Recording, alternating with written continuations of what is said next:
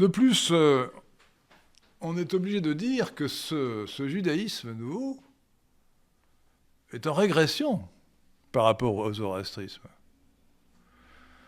Régression théologique d'abord, puisqu'un Dieu universel devient un Dieu unique. Qui donc, je vous l'ai dit, passe une alliance avec un peuple particulier. Régression morale aussi. Ahura Mazda est infiniment bon, comme le Dieu des chrétiens. Mais Yahvé est un Dieu féroce. Lisez la Bible, lisez l'Ancien Testament. Vous verrez dans mon article sur le site lesquin.fr la liste, certainement incomplète, des populicides ou génocides, je préfère le premier mot qui est plus français que le second, qui sont énoncés dans la Bible. Dans l'Ancien Testament, c'est hallucinant. C'est une kyrielle de crimes contre l'humanité, entre guillemets, qui n'ont pas connu leur procès de Nuremberg. C'est effrayant. La régression de l'universel à l'unique ne peut pas être logiquement imputée aux Juifs. Ce n'est pas leur faute si, dans le monde antique, personne d'autre qu'eux n'était dans la vérité. Saint Paul rappelle ceci dans son épître aux Éphésiens, s'adressant à des non-juifs. « Souvenez-vous que vous étiez en ce temps-là sans Christ, privés du droit de cité en Israël, étrangers aux alliances de la promesse, sans espérance et sans Dieu dans le monde. » Doit-on donc le reprocher à Dieu ? Doit-on reprocher à Dieu de ne s'être adressé qu'à un peuple ? Je ne m'aventurerai pas sur ce terrain plutôt glissant. Doit-on considérer que les lettres de saint Paul aux gentils ne concernaient pas les zoroastriens déjà dans une forme d'alliance parallèle ? Il y a ici deux attitudes à avoir. Soit on considère que Zoroastre est un authentique prophète et qu'il a véritablement reçu une révélation à caractère universel, et en ce cas, je conçois que l'alliance avec Abraham puis avec Moïse est un caractère moins universel. Mais comme disait quelqu'un, on juge un arbre à ses fruits. Le zoroastrisme n'a jamais conservé son monothéisme de façon stricte, contrairement au judaïsme. Le zoroastrisme nous est présenté monothéiste via une réforme religieuse énothéiste au sein d'un polythéisme. Tout ceci est compliqué et est un échec historique. Si cela n'a pas tenu, c'est que cela n'était pas de Dieu. Dans le judaïsme, cela a tenu. Ainsi, un échec dans l'universel et une réussite dans l'unique devrait inviter M. de Lesquin à un peu de pragmatisme. Ce qui n'a pas marché était humain, et ce qui a fonctionné était divin. Répondons brièvement à cette accusation grotesque de crime contre l'humanité. Lorsque Dieu prend la vie de quelqu'un via un guerrier hébreu, c'est inacceptable, mais lorsque la mort survient naturellement, ou par la maladie, ou par un accident, cela devient alors acceptable ? La peste noire, oui, Moïse, non. Quelle est donc cette souveraineté à géométrie variable ? Au moins, les athées nietzschéens ont la superbe d'accuser Dieu globalement. Cette révolte de messieurs de Lesquin manque de hauteur et de recul. Je vais donner quelques exemples. Alors commençons par Moïse, dans les Nombres. Alors Moïse, c'est contre les Madianites, me semble-t-il. Envoie son armée exterminer les Madianites. Alors son armée remplit très bien sa mission, semble-t-il. Enfin, ils le croient, les officiers le croient. Et quand ils reviennent, Moïse se met en colère contre ses officiers. Parce qu'ils n'ont tué que les hommes, ils n'ont pas tué les femmes. Il leur dit, vous devez tuer tout le monde, y compris les femmes, si elles ont connu l'homme. Et les enfants, bien sûr, les enfants mâles. Et vous prendrez les filles, et vous prendrez les filles que l'homme n'a pas approchées. Et ensuite, alors je conseille ce passage aux féministes, la Bible explique, dans les nombres, justement, elle donne le nombre des éléments du butin. Alors on dit 360 000 moutons, 53 000 bœufs, 43 000 chameaux et 60 000 personnes du sexe féminin qui n'ont pas connu l'homme. Vous voyez ? Donc là, les femmes font partie du bétail et sont citées à la fin. C'est très charmant. Alors je vous conseille aussi quand même, dans le même genre, deux autres passages de la Bible. L'un, je cite de mémoire, vous verrez les références et les citations dans l'article. Ah, j'aime beaucoup, chapitre 15 du premier livre de Samuel, ça c'est bien ça. Là, il faut exterminer les Amalécites. les Amalécites.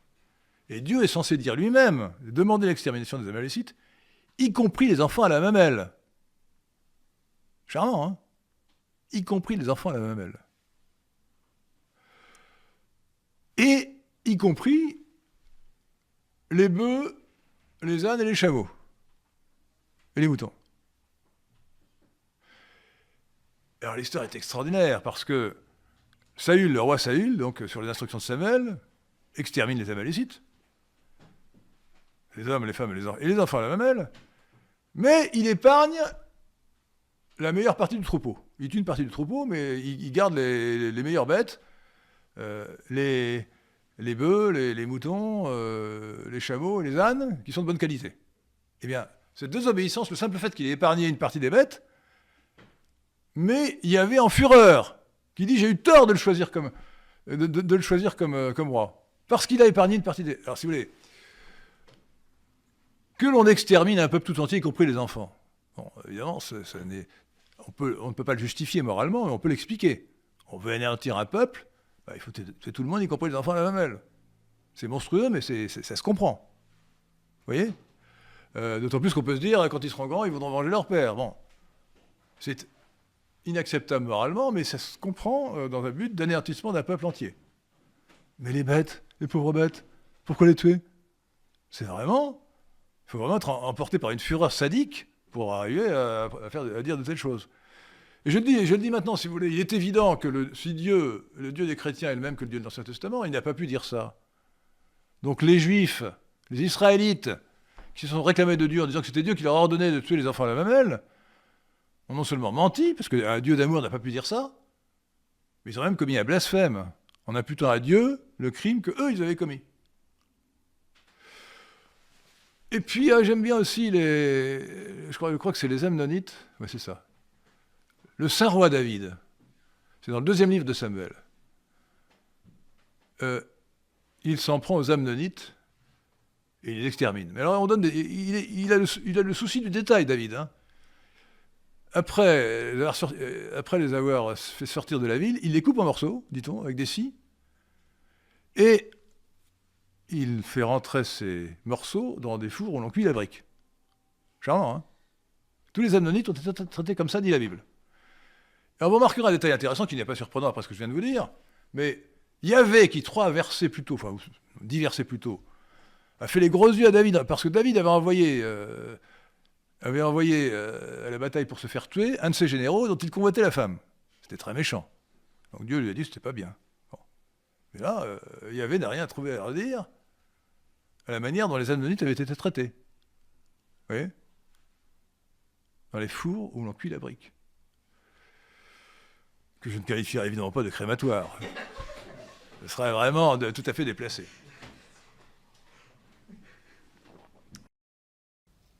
Toute cette séquence est très intéressante. Si vous y prêtez bien attention, Henri de Lesquen juge Dieu.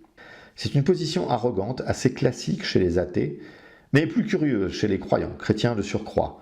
Normalement, on ne se permet pas de juger Dieu. C'est le minimum de l'intelligence et de la sagesse. L'intelligence commande de ne pas juger Dieu parce que l'on n'a pas les mêmes capacités ni la même compréhension. Il est absurde du point de vue de l'intelligence d'exprimer une opinion sur ce que fait Dieu. On peut déclarer ne pas comprendre, mais condamner. Et sur quelle morale se base Henri de Lesquen pour juger Dieu ? Sur une morale chrétienne ? En ce cas, il emprunte à Dieu pour condamner le même Dieu. C'est absurde. Et puis, il y a un problème de sagesse. La sagesse issue de l'Ancien Testament nous apprend que la crainte de Dieu n'est pas un vain mot. Je ne ressens pas beaucoup de crainte dans ce commentaire de l'Ancien Testament par M. de Lesquen. Reste le problème de la violence, qui semble en effet introduire une bizarrerie dans le fait de considérer qu'un Dieu d'amour puisse ordonner de pareilles choses. Mais il y a 2 attitudes à partir de cela. Soit on conclut que cela ne peut pas être le même Dieu, et en ce cas on tombe cliniquement dans l'hérésie.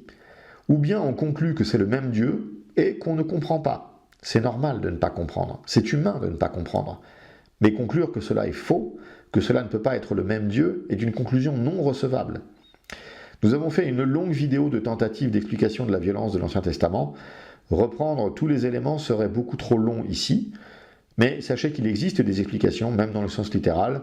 Je vous invite, et j'invite M. de Lesquen, à regarder cette vidéo qui est la réfutation de Laurent Guyénot, qui lui aussi attaquait la violence de l'Ancien Testament en y voyant la source du sionisme actuel.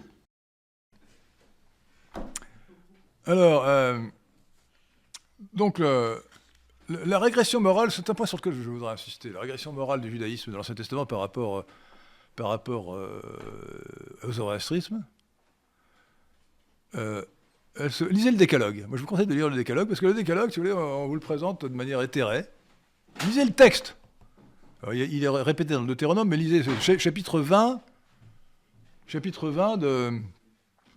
de l'Exode. Alors d'abord, on voit bien que ce code moral ne s'adresse qu'aux Juifs, puisque le début du Décalogue, c'est « Je vous ai fait sortir de l'Égypte, où vous étiez esclaves ». Donc le Décalogue ne s'adresse qu'aux Juifs. Mais c'est encore mieux. Il ne s'adresse qu'aux Juifs de sexe masculin et de condition libre. Pourquoi ? Je vous conseille de commencer par la fin du Décalogue. Le 10e commandement de Dieu, celui que je préfère. Quand je rencontre une féministe, je lui cite. Écoutez bien, le 10e commandement de Dieu. Tu ne convoiteras pas la femme de ton prochain, ni son esclave mâle ou femelle, ni son bœuf, ni son âne, ni rien de ce qui lui appartient. Fin de citation. Alors vous remarquerez d'ailleurs que dans toutes les traductions, on remplace esclave par serviteur. Mais un serviteur qui appartient à son maître comme un bœuf ou un âne, ça s'appelle un esclave en bon français. Vous voyez, désinformation. J'appelle ça la désinformation scripturaire. On remplace le mot esclave par le mot serviteur. Bon. Donc, vous voyez que la portée la portée morale, alors évidemment, le fait que le christianisme ait donné une portée universelle est beaucoup plus large au Décalogue, ne change rien au sens original. Vous voyez ? Par exemple, le Décalogue ne dit pas « tu ne mentiras pas », mais dit « tu ne porteras pas témoignage contre ton prochain ». Alors en plus, je vous précise que si vous regardez bien le texte, vous verrez que le prochain, c'est un autre juif, ce n'est pas un autre homme. Hein. Ce n'est pas un non-juif. Hein. C'est très clair. Ou bien, on dit simplement « tu ne commettras pas l'adultère », mais on ne dit pas « tu ne commettras pas la fornication ». Donc c'est limité. Bon. Donc la régression morale est très, très considérable dans le judaïsme par rapport au zoroastrisme. Avec tout ce que je viens de vous dire, mais vous pourrez voir toutes les références, et encore, elles ne sont pas du tout exhaustives, hein, mais vous en verrez beaucoup, hein, beaucoup. Bon. Donc, si vous prenez la peine de lire l'Ancien Testament. Souvent, si vous voulez, ça vous soulève d'indignation. Hein. Bon.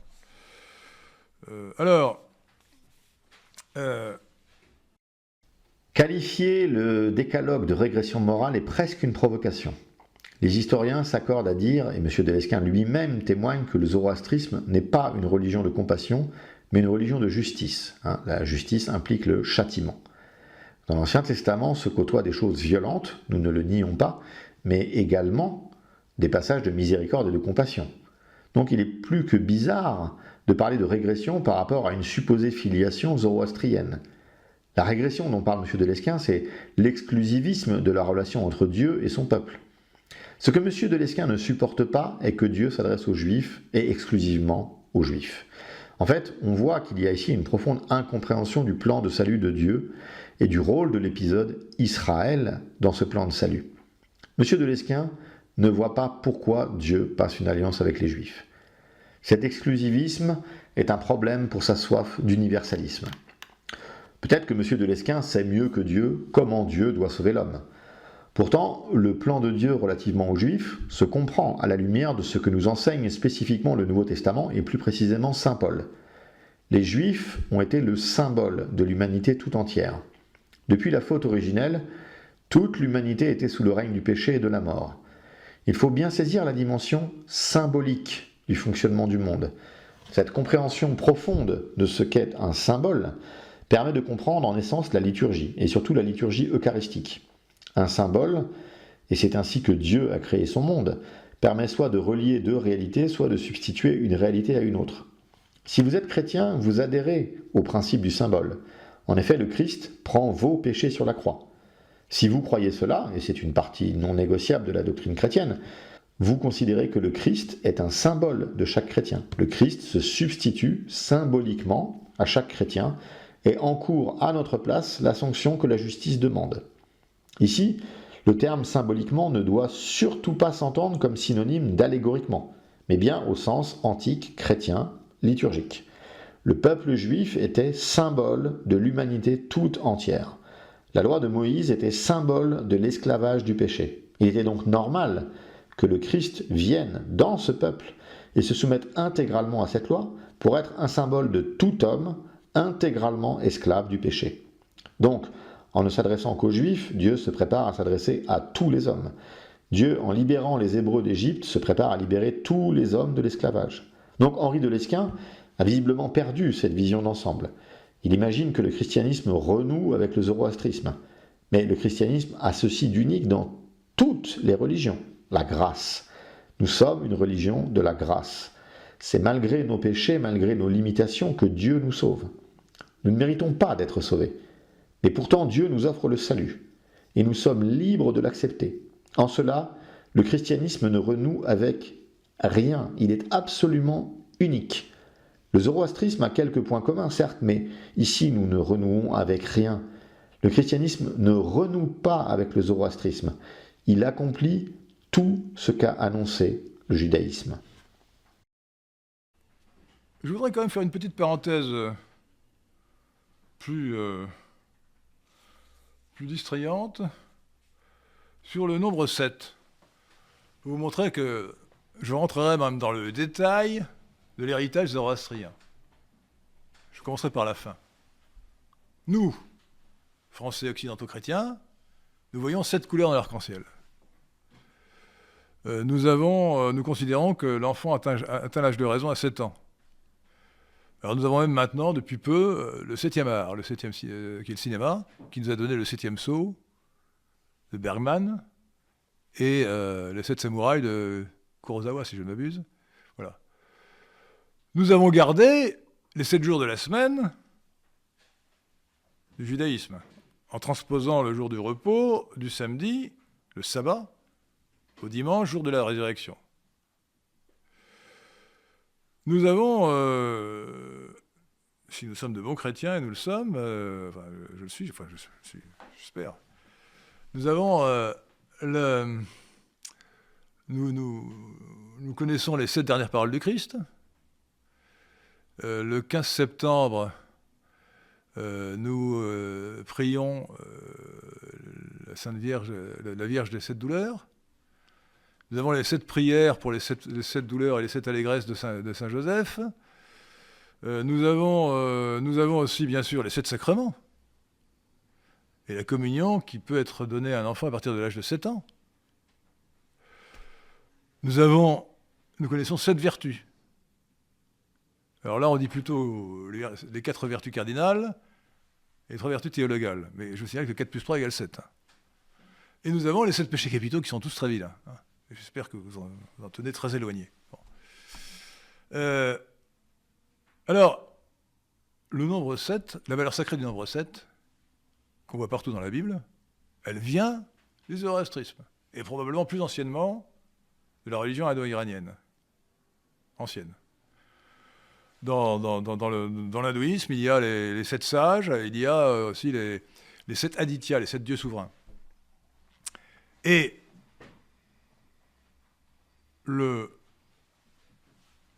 les archanges dont je vous ai parlé tout à l'heure, à propos du zoroastrisme, sont au nombre de 7, comme les 7 archanges de la Bible d'ailleurs. Les 7 Ameshaspentas, ils sont 7, alors c'est 6 plus 1, soit Ahura Mazda, soit Spenta Manu, l'Esprit Saint. Mais on arrive à 7. Bon. Et d'ailleurs, le second Avesta nous explique que le masdéisme, la religion de zoroastrisme, va se répandre sur les 7 continents. Ce qui ne veut pas dire, je le précise, que les anciens Iraniens avaient découvert l'Amérique. Évidemment. Et Zoroastre a commencé sa vie par 7 miracles. Le premier étant qu'il il est né en riant. Il paraît que les enfants, je sais pas, j'ai assisté à l'accouchement de mes 5 enfants, mais je n'ai jamais vu un enfant rire à la naissance. Eh bien lui, il est le premier enfant, le seul d'ailleurs, qui soit né en riant. C'est le premier de ces 7 miracles. Et ensuite, il a eu 7 entretiens en face à face avec Ahura Mazda. Et il est mort à 77 ans, c'est-à-dire 7 plus 10 fois 7. Oui. Alors dans la Bible, évidemment, le nombre 7 est partout. et notamment dans la création du monde en 7 jours. Mais alors j'aime bien en particulier la prise de Jéricho par Josué. Alors là, c'est caricatural, parce que les prêtres, il y a 7 prêtres à qui on donne 7 trompettes, et qui attendent 7 jours pour faire 7 fois le tour des murailles. Et les murailles s'effondrent. Alors évidemment, bien entendu, après que les murailles se furent effondrées, les Hébreux sont rentrés, ils ont massacré tout le monde, y compris non seulement les femmes, les vieillards, les enfants, etc., mais les bœufs et les ânes aussi, bien sûr, ont été exterminés aussi. Bon. Voilà. Classique. Voilà, donc le nombre 7, à chaque fois que vous verrez que le nombre 7 a un côté plutôt symbolique ou magique ou sacré, sachez que ça vient de Zoroastre et du zoroastrisme. Bon. Et non pas des Grecs, parce que les Grecs, évidemment, ont probablement été influencés par le zoroastrisme, ou l'Iran. Ils ont les 7 merveilles du monde, les 7 sages de la Grèce, voilà, les 7 contre Thèbes, sans parler un peu plus tard des 7 arts libéraux. Voilà. Donc le nombre 7 a une valeur sacrée, qui nous vient de Zoroastre. Ce long passage sur la numérologie est assez pénible et malaisant car proche du ridicule.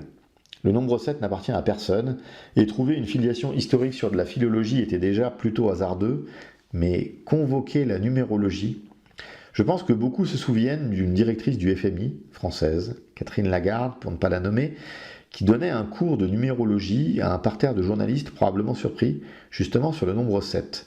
Est-ce à dire que l'économie est également une science zoroastrienne?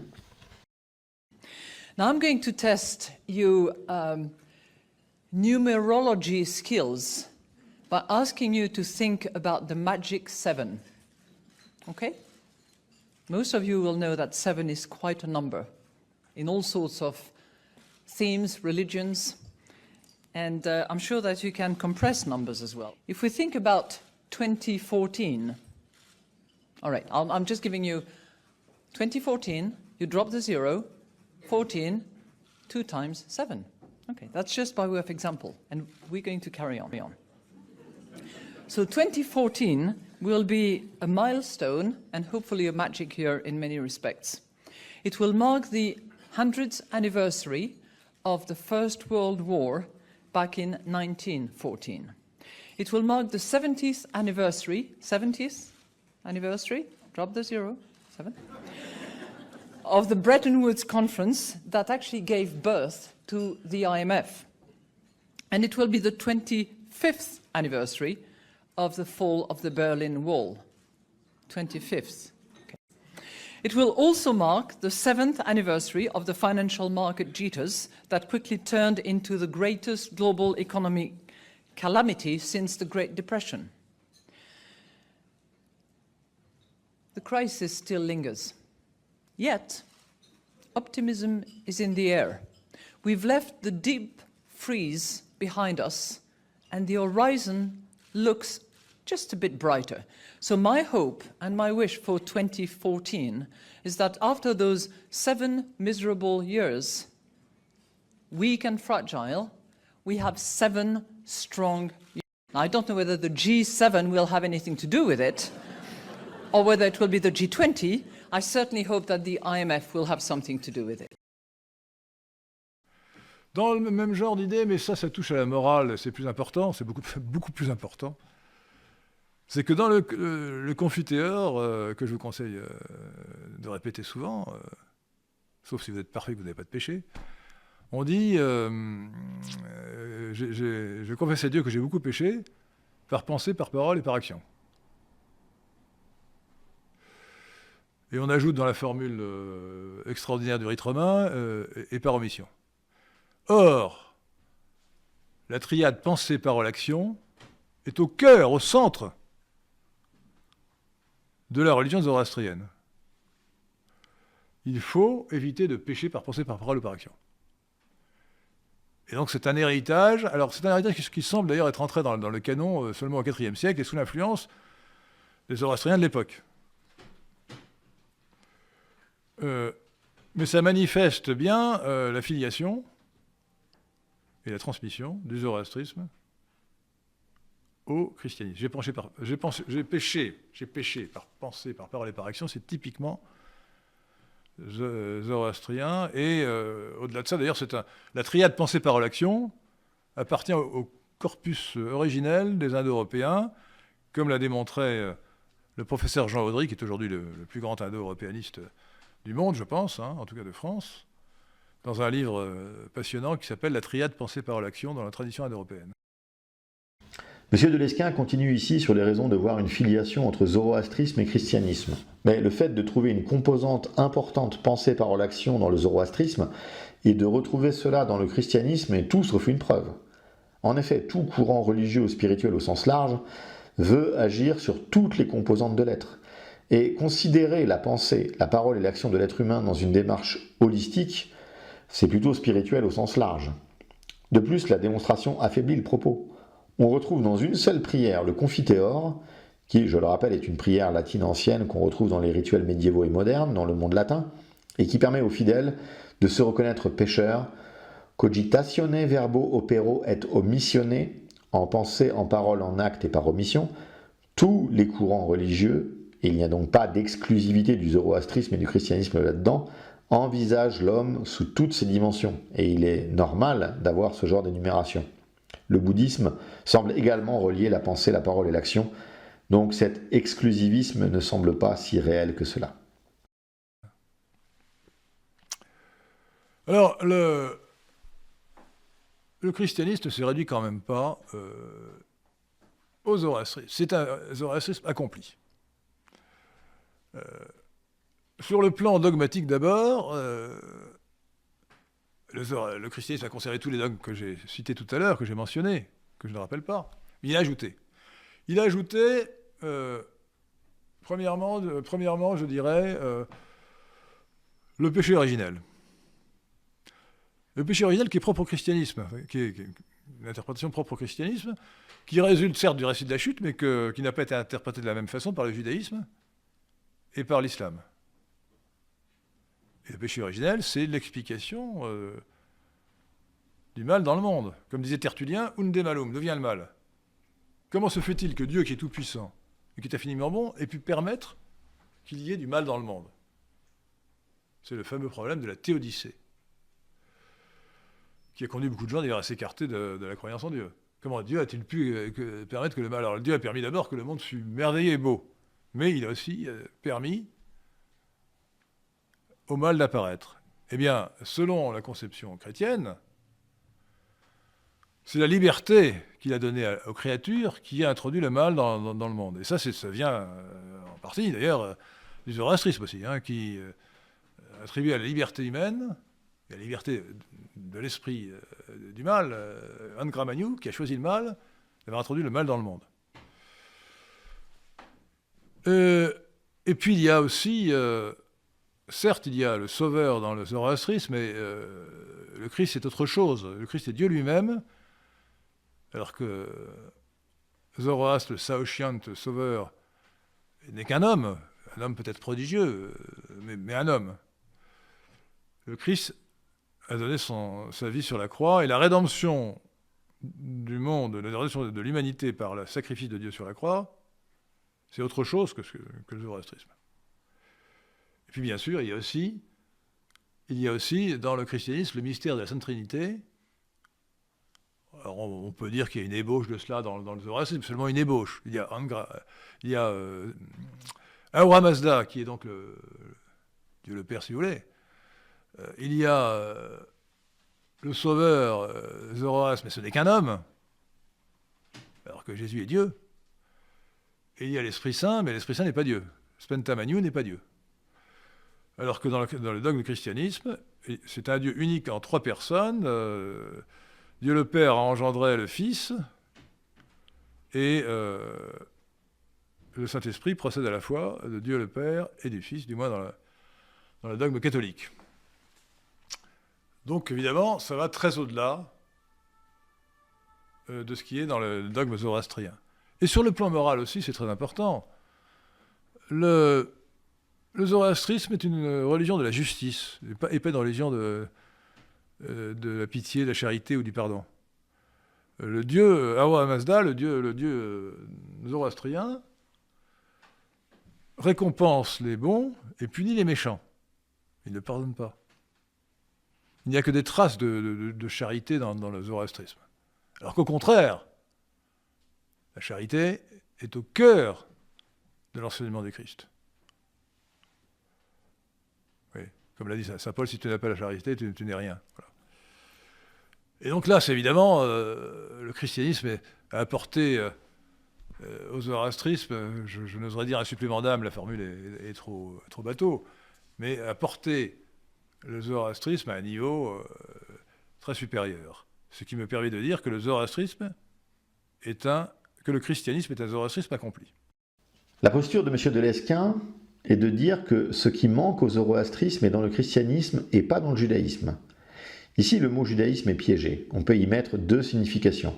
Soit ce qui sort de la révélation du Sinaï et qui fonde tout l'Ancien Testament, soit la partie issue de cette révélation, mais qui s'est enfermée dans l'erreur et l'aveuglement en rejetant le Christ.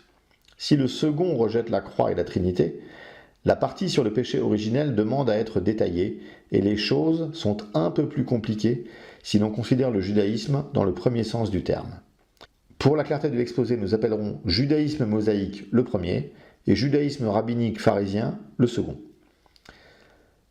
L'articulation du péché originel dans le judaïsme mosaïque est difficile à estimer. Mais si l'on connaît la position du judaïsme rabbinique pharisien sur le péché originel, alors tout devient, à mon sens, relativement clair. Les rabbins actuels considèrent que la faute d'Adam et Ève au Jardin d'Éden a eu une importance absolument colossale avec des répercussions cosmiques. Là où aujourd'hui juifs et chrétiens se séparent est sur deux plans. Que devient l'homme et comment réparer ? Pour les rabbins pharisiens actuels, l'homme, par ses propres mérites, sa foi et sa propre observance des commandements de la loi, peut se justifier devant Dieu. Pour les chrétiens, cette démarche est parfaitement illusoire, et seule le sang du Christ peut amener la kapara, la purification nécessaire pour arriver sans tâche devant le trône divin. Ainsi, il me semble tout à fait correct de dire que le péché originel, totalement absent du zoroastrisme, était déjà présent dans le judaïsme mosaïque, sans que l'on puisse vraiment savoir s'il était plus proche de la version rabbinique actuelle ou de la version chrétienne. Le caractère de continuité et de transmission traditionnelle nous amène à considérer que la doctrine du péché originel était la version chrétienne et que c'était cette approche qui a fondé cette attente du Messie. Le problème de la croix n'est pas une bonne formulation. Disons qu'il n'y a pas, dans le zoroastrisme, de sacrifice du juste à la place du pécheur. Je ne citerai qu'Isaïe 53 pour montrer déjà par la bouche des prophètes d'Israël, il était très clair que la mort du juste pouvait avoir un effet positif sur la destinée des pécheurs. Deuxième point absolument fondamental, où le zoroastrisme se trouve court, tandis que le judaïsme mosaïque montre bien cette continuité et cet accomplissement. Pour la Sainte Trinité, le zoroastrisme n'a rien, nous dit M. de Lesquen, dont acte. Le judaïsme mosaïque n'a pas la plénitude de la doctrine trinitaire, bien entendu, et le livre de Daniel a fondé ce que les spécialistes du judaïsme intertestamentaire appellent binitarisme. En effet, dans Daniel 7, on voit clairement deux figures divines et distinctes. Vous pouvez vous référer aux travaux académiques de Daniel Boyarin, un juif orthodoxe qui est le plus avancé et honnête sur le sujet. Donc on retrouve bien ici l'Ancien Testament en préparation de l'apothéose du Nouveau Testament. Enfin, l'approche de la justice et de la miséricorde. Le zoroastrisme n'est pas une religion du pardon et de la miséricorde, mais encore une fois, comment M. de Lesquen lit-il l'Ancien Testament ? Se souvient-il des passages dans les psaumes, dans la Torah, chez les prophètes, dans les livres sapientiaux, ces constants appels à la miséricorde et au pardon entre les hommes, et les supplications envoyées à Dieu ? Dieu détruit Sodome, mais Abraham nous apprend à ce moment-là que s'il avait existé dans cette ville de Scélérat ne serait-ce que 10 personnes justes, tous les autres auraient survécu. La justice divine est intimement liée à la miséricorde divine. Et encore une fois, la continuité entre Ancien et Nouveau Testament est parfaitement harmonieuse.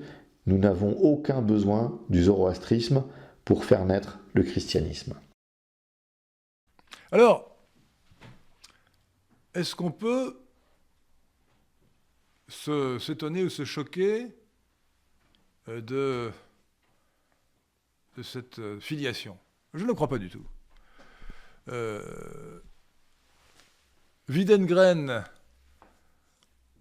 Jacques Duchesne-Guillemin et ensuite Robert Charles Zener, des grands spécialistes de l'Avesta, avaient donc bien reconnu la transmission du zoroastrisme au judaïsme dans l'Ancien Testament et donc au christianisme.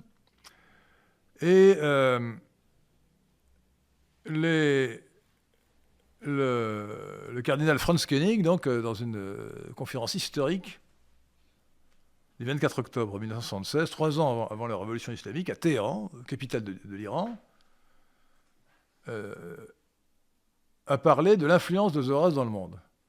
Et il a, avec une précaution ecclésiastique bien compréhensible de sa part, il était cardinal, archevêque de Vienne, et cardinal de l'Église catholique.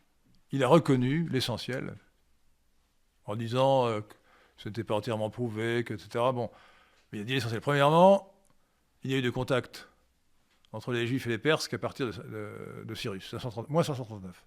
539 avant Jésus-Christ. Deuxièmement, il est acquis, avéré, certain, dit le cardinal Koenig, qu'il n'y a pas eu la moindre influence du judaïsme sur le zoroastrisme. Et qu'en revanche, il y a pu y avoir une influence en sens inverse. Les choses sont claires. Alors ça n'est pas choquant. Pourquoi ça n'est pas choquant ? Parce que les pères de l'Église, notamment Clément d'Alexandrie, Justin Martyr, donc on est au IIe siècle après Jésus-Christ, ont reconnu que le Saint-Esprit avait pu parler à travers des païens, des non-chrétiens et des non-juifs. Et d'ailleurs, les pères de l'Église ont reconnu tout de suite que les philosophes grecs, non-chrétiens, non-juifs, qui étaient arrivés par l'usage de la seule raison à la conclusion d'un Dieu unique et la vie éternelle, était inspirée d'une certaine manière. Alors, si l'on croit ce que nous enseigne le credo, que le Saint-Esprit a parlé par les prophètes, il faut admettre que s'il a parlé par les prophètes de l'Ancien Testament, il a parlé avant eux, et bien avant eux, par Zoroastre, qui a vécu 1200 ans avant Jésus-Christ et 700 ans avant la Bible. Donc la conclusion, c'est que Zoroastre fut le prophète primordial. Voilà ce qu'il faut admettre, ça n'a rien de choquant, à condition d'admettre effectivement que le Saint-Esprit a pu parler par des prophètes, par un prophète, avant, bien avant, des siècles avant les prophètes de l'Ancien Testament, autrement dit, à condition de considérer que les anciens Israélites n'avaient pas le monopole de la prophétie. Conclusion à laquelle, à mon avis, un chrétien doit se ranger quand il regarde la vérité des faits, l'antériorité de l'Avesta et la concordance des dogmes. Bien sûr que l'on doit se choquer de cette filiation. Elle est totalement fausse, et c'est une sorte de crypto-martionnisme. Monsieur de Lesquen devrait trouver étonnant de se retrouver aux côtés de Voltaire ou Nietzsche, qui ne sont pas vraiment de grands amis de l'Église, pour chanter les louanges de ce prophète. Ne répondons même pas sur le cardinal catholique romain conciliaire, rappelons simplement qu'il fut au cœur du Concile Vatican II, et qu'il abandonna l'alliance traditionnelle avec les conservateurs autrichiens pour y préférer les protestants, les juifs, les libéraux et les intellectuels de gauche. On a tout de suite envie d'écouter ce genre de cardinal si engagé dans le dialogue œcuménique. On nous dit que Justin Martyr reconnaissait que l'Esprit Saint avait pu parler à des non-juifs. Même la Bible le dit. Il est donc normal que Justin le confesse ainsi. La question est, Zoroastre peut-il être qualifié de prophète ? Et cela nous renvoie à la notion de prophète. Qu'est-ce qu'un prophète ? Souvent, le monde profane confond le prophète avec le voyant, avec celui qui peut prédire l'avenir. Mais ceci est au final une toute petite partie de la tâche du prophète biblique. Et certains n'ont pas prédit l'avenir du tout si on en reste au texte biblique. Un prophète est celui qui sert de bouche à Dieu. Il dit ce que Dieu a à dire, et cela ne concerne pas forcément le futur. Cela concerne surtout le présent du moment de l'acte prophétique. La plupart du temps, les prophètes ont eu pour tâche de rappeler à Israël qu'ils avaient scellé une alliance avec Dieu et qu'ils étaient en train de trahir cette alliance. Donc le prophète dit ce que Dieu veut qu'il dise. Le credo nous le dit bien. L'Esprit Saint a parlé par les prophètes. Il ne s'agit pas tant de prédiction du futur que de discours au sens large. La Bible nous montre deux choses. Il n'y a pas de souci à ce qu'un prophète s'adresse à des non-juifs, exemple de Jonas avec Ninive, et il n'y a pas non plus de souci à ce que Dieu parle avec des non-juifs, bien évidemment. Exemple de la Genèse où Dieu parle avec Abimelech pour le menacer par rapport à Sarah. Mais est-ce qu'il existe des prophètes non-juifs ?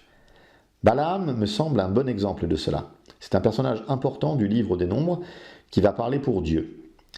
Balaam vit que l'Éternel trouvait bon de bénir Israël, et il n'alla point comme les autres fois à la rencontre des enchantements, mais il tourna son visage du côté du désert. Balaam leva les yeux et vit Israël camper selon ses tribus. Alors l'Esprit de Dieu fut sur lui. Balaam prononça son oracle et dit « Parole de Balaam, fils de Béor, parole de l'homme qui a l'œil ouvert, parole de celui qui entend les paroles de Dieu, de celui qui voit la vision du Tout-Puissant, de celui qui se prosterne et dont les yeux s'ouvrent. Quelles sont belles tes tentes, ô Jacob, tes demeures, ô Israël. Elles s'étendent comme des vallées, comme des jardins près d'un fleuve, comme des aloés que l'Éternel a plantés, comme des cèdres le long des eaux. L'eau coule de ses seaux, et sa semence est fécondée par d'abondantes eaux. Son roi s'élève au-dessus d'Agag, et son royaume devient puissant. Dieu l'a fait sortir d'Égypte. Il est pour lui comme la vigueur du buffle. Il dévore les nations qui s'élèvent contre lui. Il brise leurs os et les abat de ses flèches. Il ploie les genoux. Il se couche comme un lion, comme une lionne. Qui le fera lever ? Béni soit quiconque te bénira, et maudit soit quiconque te maudira. Donc on peut avoir des prophètes non juifs, cela ne pose pas de problème. Mais cela ne permet bien sûr pas de dire que Zoroastre est un authentique prophète de Dieu. Quelqu'un qui a dit ce que Dieu voulait dire. Je pose une question à M. de Lesquen. Pourquoi Luc écrit-il « Alors Jésus leur dit, ô hommes sans intelligence et dont le cœur est lent à croire tout ce qu'ont dit les prophètes, ne fallait-il pas que le Christ souffrit ces choses et qu'il entrât dans sa gloire, et commençant par Moïse et par tous les prophètes, il leur expliqua dans toutes les Écritures ce qui le concernait. » Pourquoi le Christ considère-t-il que le début est Moïse s'il y a eu quelque chose avant ? Notez bien le texte, commençant par Moïse, pas commençant par Zoroastre. Le Christ considère que Moïse est le début. CQFD. Le plus probable est que Zoroastre avait des résidus de tradition primordiale, de ce christianisme des origines dont a parlé Augustin. Il ne faut pas confondre celui qui connaît et celui qui reçoit la révélation. On peut à la rigueur suivre M. de Lesquen en disant aux adeptes actuels de Zoroastre de ne pas faire la même erreur que les Juifs aujourd'hui. Ne restez pas dans une phase historique totalement décalée avec le plan de Dieu. Le Christ est venu, est mort et est ressuscité. Il est le chemin, la vérité, la vie. Alors, il y a une trace de cette vérité qui est aussi étrangement méconnue. Ce sont les mages. Les mages. Les mages, guidés par une étoile, sont arrivés à Bethléem pour adorer l'enfant Jésus. Et d'où venaient les mages ? Alors, les mages, c'était le nom qu'on donnait à l'époque du Christ aux prêtres de Zoroastre. L'Avestan ne connaît pas les mages, mais dès l'époque achéménide, les prêtres de Zoroastre, les prêtres zoroastriens s'appelaient les mages. Donc, à l'évidence, lorsque l'évangile de saint Matthieu nous dit que les mages sont venus adorer l'enfant Jésus, ce sont des prêtres de Zoroastre.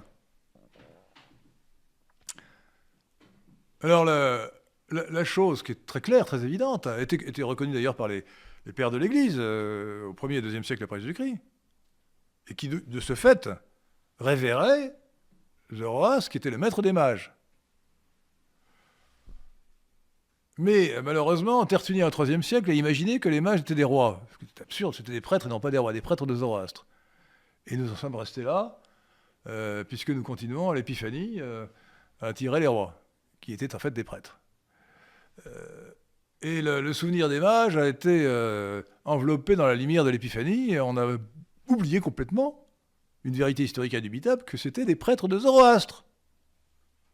Alors, la visite des prêtres, la venue des mages, prêtres zoroastriens donc, à Bethléem, pour adorer Jésus, l'enfant Jésus, qui est, je vous le rappelle, au 2e chapitre du premier évangile. juste après la naissance de Christ et sa généalogie qui le rattache par son père à l'héritage juif. Montre bien qu'il y a un autre héritage qui est l'héritage zoroastrien. J'ose dire que c'est clair comme de l'eau de roche. Il y a la généalogie qui remonte aux Juifs, aux Israélites, et puis il y a les prêtres zoroastriens qui sont venus adorer l'enfant Jésus. Et je dirais que les présents qu'ils font à l'enfant Jésus, c'est un symbole de la translation du zoroastrisme au christianisme. Voilà, donc il reste à se demander pourquoi ces vérités indubitables, qui reposent sur des faits considérables, la concordance des dogmes d'une part, l'antériorité de la Vesta d'autre part, des faits considérables et indubitables, est aussi étrangement méconnu. On peut s'interroger. Il y a ici une malheureuse confusion sur les termes. Monsieur de Lesquen part du principe que le terme « mage » a gardé la même signification au cours des âges. Il est vrai que les prêtres de Zoroastre étaient appelés des mages, mais de là à dire que les mages que nous voyons dans le Nouveau Testament chez Matthieu apporter l'or, l'encens et la myrrhe à Jésus nouveau-né à Bethléem sont des disciples de Zoroastre, c'est plus qu'audacieux. Non pas que cela nous gêne théologiquement d'avoir des prêtres d'une fausse religion venir à la vraie religion. C'est plutôt une source de joie de voir quelqu'un quitter l'erreur pour rejoindre la vérité.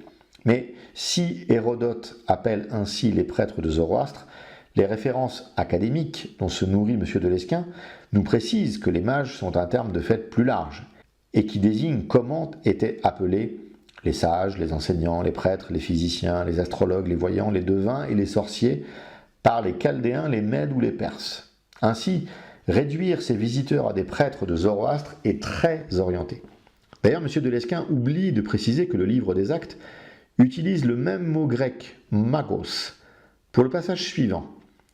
Ayant ensuite traversé toute l'île jusqu'à Paphos, ils trouvèrent un certain magicien, un magos, faux prophète juif, nommé Bar-Jésus, qui était avec le proconsul Sergius Paulus, homme intelligent.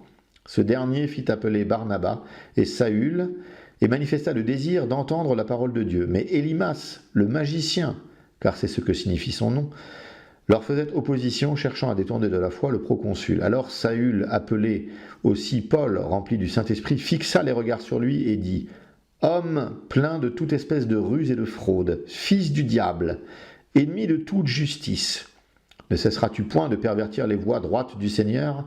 Maintenant voici, la main du Seigneur est sur toi, tu seras aveugle, et pour un temps tu ne verras pas le soleil. » Aussitôt l'obscurité et les ténèbres tombèrent sur lui, et il cherchait en tâtonnant des personnes pour le guider. Alors le proconsul, voyant ce qui était arrivé, crut, étant frappé de la doctrine du Seigneur.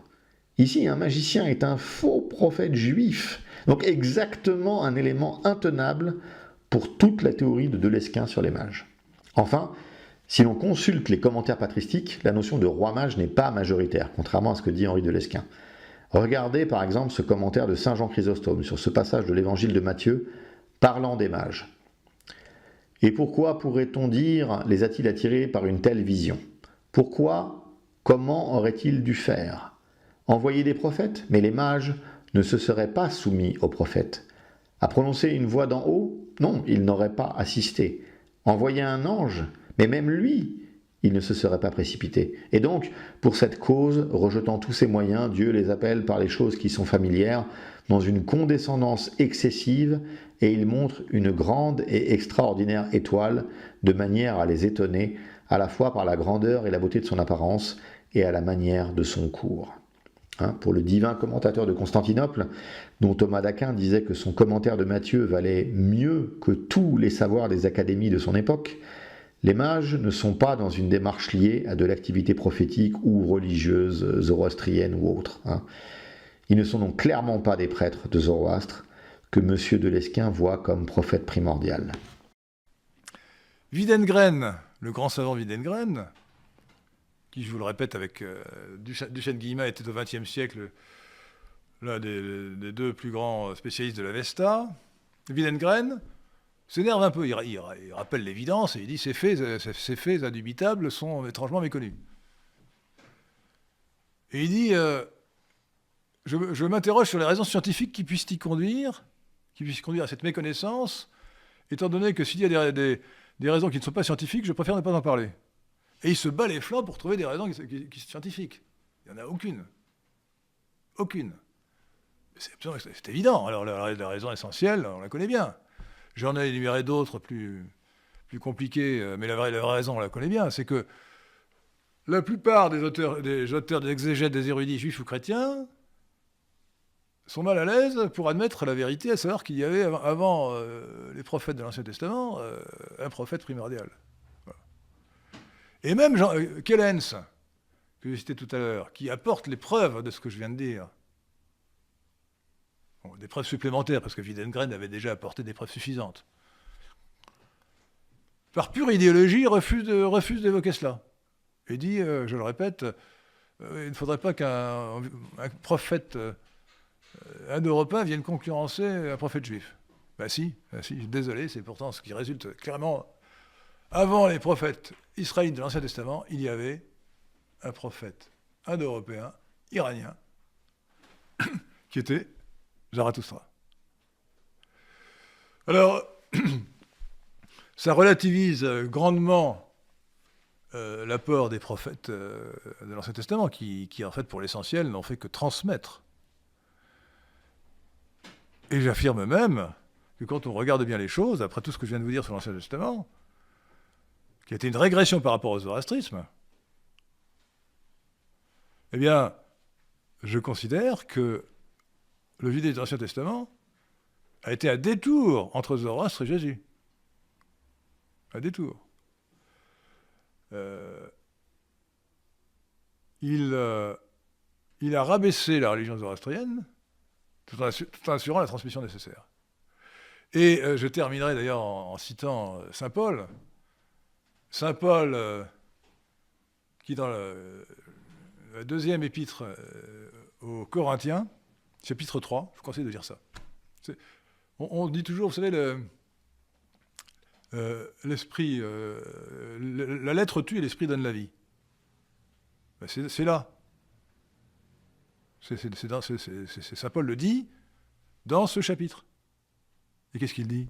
Mais il dit l'Ancien Testament ou l'Ancienne Alliance, c'était le ministère de la lettre. Alors que la Nouvelle Alliance, celle du Christ, c'est le ministère de l'Esprit. Et si la lettre tue, l'Esprit donne la vie. Et il appelle l'Ancienne Alliance, c'est très fort, non seulement le ministère de la lettre, mais le ministère de la mort et le ministère de la condamnation. Et il dit, chapitre 3, deuxième épître aux Corinthiens, que Moïse avait un voile sur la tête et qu'après lui, les Israélites ont un voile qui les empêche de voir la vérité. C'est extrêmement fort. Et je me suis permis, c'est une blague théologique peut-être limite, vous allez me dire, quand je citais les horreurs de l'Ancien Testament, je dis oui, à ce propos, saint Paul a dit ministère de la mort, ministère de la lettre, il a dit l'esprit donne la vie, mais la lettre tue. Et je dis, là, il faut prendre ici la formule à la lettre. Et voilà, donc, soyons convaincus que les origines chrétiennes de notre civilisation sont d'abord des origines zoroastriennes. Et que, quand on regarde bien la vérité des faits, ce qui est dans l'Ancien Testament, qui était transmis au christianisme, était déjà dans le zoroastrisme. Voilà la conclusion. Nous sommes des zoroastriens qui nous ignorons, bien que nous sachions, si nous sommes chrétiens, que le christianisme est un zoroastrisme accompli, il va bien au-delà, évidemment, de ce qu'était le zoroastrisme. Merci.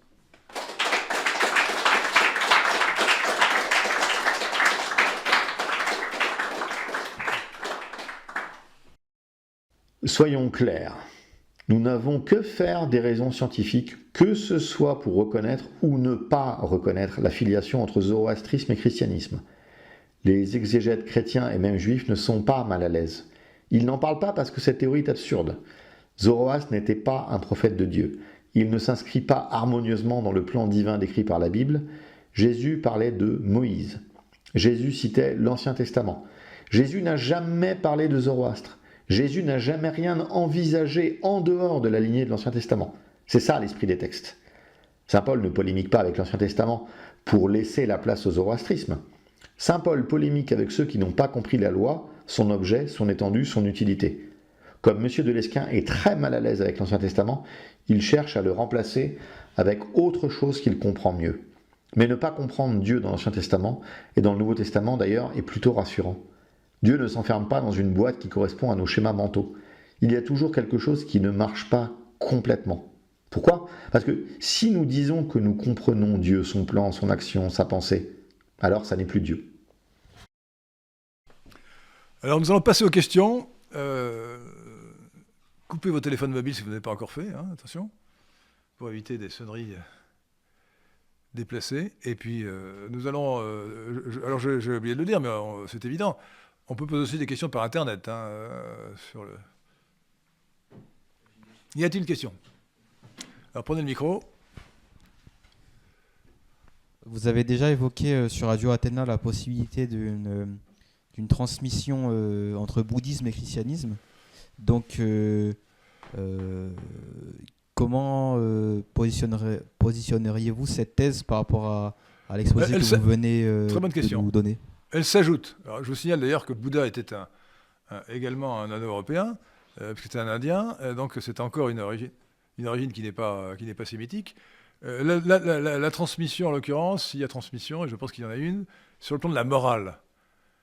Car le bouddhisme, le christianisme comme le bouddhisme, fondé donc 500 ans, écrit par Bouddha, est une religion de la compassion universelle, ce que n'était pas le zoroastrisme. Et d'autre part, il y a dans le détail de la vie du Bouddha, et comme dans le détail de la société chrétienne, une quantité de ressemblance avec le bouddhisme, mais qui s'ajoute, donc ça s'ajoute en fait. La transmission du bouddhisme au christianisme, que je crois vrai également, qui mériterait un article différent, s'ajoute, ne retire rien à l'autre transmission. Par exemple, c'est le bouddhisme qui a inventé le monachisme. Il n'y a pas de moine en dehors du bouddhisme et du christianisme. Oui. Ou un détail amusant, dans la plupart des religions, notamment chez les juifs et les musulmans, on prie Dieu comme ça. Et ce sont seulement les bouddhistes et les chrétiens qui joignent les mains. Vous voyez ? Etc. Il y a énormément de détails. Bon, Bouddha parlait en parabole à ses disciples, et ainsi de suite. Ouais. Donc la ressemblance est aussi probante, mais moins importante à mes yeux. Enfin, elle est très importante sur le plan de la morale, bien sûr. Mais sur les dogmes, non. Non. C'est vraiment le zoroastrisme qui est quand même la transmission du zoroastrisme au christianisme par l'Ancien Testament qui est fondamentale. Mais donc, ça veut dire que vous ne pensez pas que cette transmission se serait fait genre du bouddhisme vers le zoroastrisme, vers le christianisme, ça ce serait deux voies parallèles. Ah oui, c'est complètement parallèle. C'est-à-dire que... Ouais, non. Si vous voulez, le zoroastrisme a influencé la constitution du judaïsme, mais ça ne s'est pas fait en un jour. Hein. Par exemple, j'aurais pu le dire, la résurrection des morts n'apparaît dans la Bible que dans un livre deutérocanonique, c'est-à-dire refusé par la Bible juive, c'est un livre écrit en grec, qui est le deuxième livre des Maccabées, 2e siècle avant Jésus-Christ. Donc, l'infusion du zoroastrisme dans le judaïsme a pris des siècles, entre moins 539 et moins 100.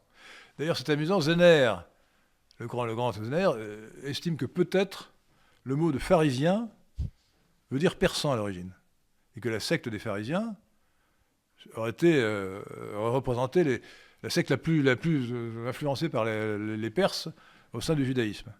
Alors que les Sadducéens, rivaux des pharisiens, qui ont été éliminés par eux ensuite après la destruction du temple de Jérusalem en 70 après Jésus-Christ, les Sadducéens refusaient donc la résurrection des morts qui n'était pas dans la Bible hébraïque.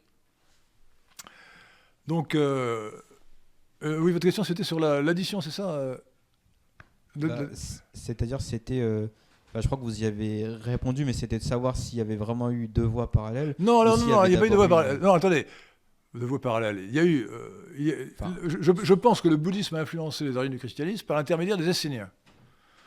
En 300 avant Jésus-Christ, dans le 3e siècle avant Jésus-Christ, l'empereur de l'Inde, Ashoka, qui à l'époque était bouddhiste, a envoyé des missions tous azimuts.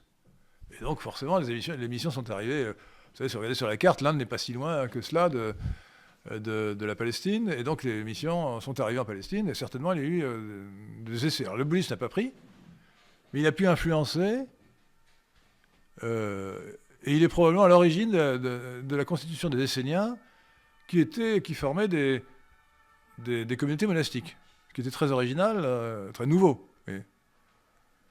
Et donc c'est ce que pensait André Dupont-Sommer, le grand spécialiste, que je cite aussi parce que c'était un grand spécialiste de la Bible. Il était professeur au Collège de France en langue sémitique, araméenne, hébraïque, et il a dit que le monothéisme n'apparaissait pas avant le zoroastrisme, dans le judaïsme. Bon.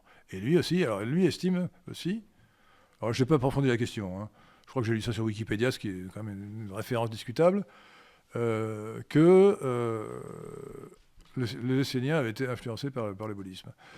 À propos de Wikipédia, je vous signale, je le mets en note à la fin de mon article, la plupart des notices Wikipédia sont peu recommandables. Hein. Lisez mon article, c'est beaucoup plus recommandable. Et les références, alors je vous donne toutes des références à 10 auteurs importants, hein, je pourrais vous y reporter. J'ai trouvé un article en français de Wikipédia qui était correct. C'est l'article sur l'avestique, la langue avestique. Là, c'est correct. Mais la plupart des autres articles sont de piètre valeur. Hein. N'importe qui écrit ce qu'il veut sur Wikipédia. Alors, sur un sujet aussi sensible, évidemment. À part que Wikipédia, c'est mauvais, où l'on ne peut être que d'accord pour l'immense majorité des articles, on voit M. de Lesquen passer d'un improbable à l'autre. Je recommande plutôt que ces élucubrations sans base solide de privilégier l'hypothèse défendue par un catholique romain traditionnaliste très intéressant, Étienne Couvert, qui a particulièrement travaillé sur la gnose.